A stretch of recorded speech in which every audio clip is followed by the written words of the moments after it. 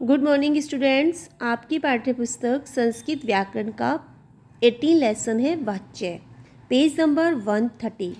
वाच्य किसे कहते हैं, वाच्य कितने प्रकार के होते हैं और वाच्य की परिभाषा, वाच्य की पहचान हम कैसे कर सकते हैं, आज हम ये पढ़ेंगे और सीखेंगे।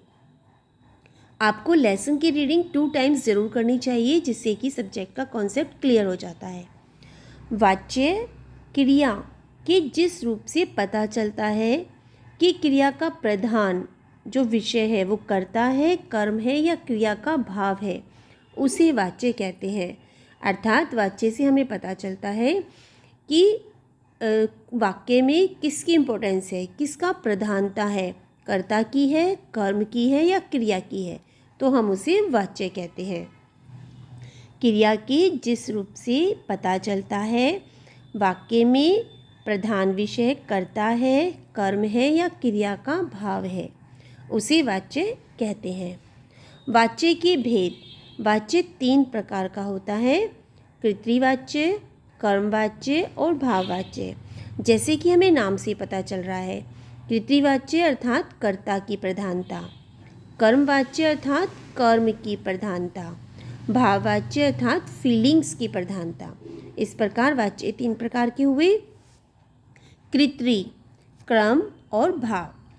कर्तृवाच्य किसे कहते हैं, क्रिया कर्ता के लिंग और वचन के अनुसार हो तो कर्ता प्रधान होता है। जो क्रिया है वो कर्ता की इम्पोर्टेंस दिखाएगी और जो क्रिया है वो भी कर्ता के अनुसार होगी, तो वहाँ पर कर्तृवाच्य होगा। एग्जाम्पल से समझते हैं, चिड़िया दाना खाती है, खाती हमारी क्रिया है, क्रिया किसके अनुसार लग रही है, कर्ता के अनुसार, चिड़िया के अनुसार, तो इस प्रकार यहाँ पर कर्तृवाच्य हुआ। अर्थात कर्तृवाच्य का देखने का दूसरा तरीका है कि हम क्रिया में देख लेते हैं क्रिया किसके अनुसार चल रही है। अगर कर्ता के अनुसार लगी हुई है तो कर्तृवाच्य, कर्म के अनुसार लगी है तो कर्मवाच्य, भाव के अनुसार लगी है तो भाववाच्य।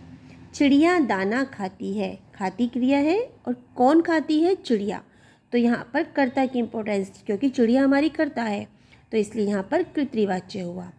कबूतर दाना खाता है, खाता है क्रिया, खाता है क्रिया किसके अनुसार लगी है, कबूतर के अनुसार, तो कर्तृवाच्य। जहाँ पर क्रिया कर्ता के लिंग और वचन के अनुसार प्रयोग किया जाता है वहाँ पर कर्तृवाच्य होता है। दूसरा देखते हैं कर्मवाच्य। कर्मवाच्य क्रिया का लिंग और वचन कर्म के अनुसार चलता है, अर्थात जहाँ पर कर्म की इम्पोर्टेंस दिखाई जाती है, कर्म की प्रधानता दिखाई जाती है, वहाँ पर कर्मवाच्य होता है।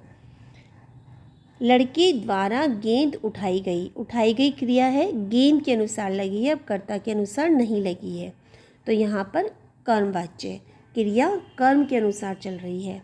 लड़के द्वारा गेंद उठाई गई, लड़की द्वारा चूड़ियाँ ली गई या गुड़िया ली गई, तो यहाँ पर क्रिया कर्म के अनुसार चल रही है।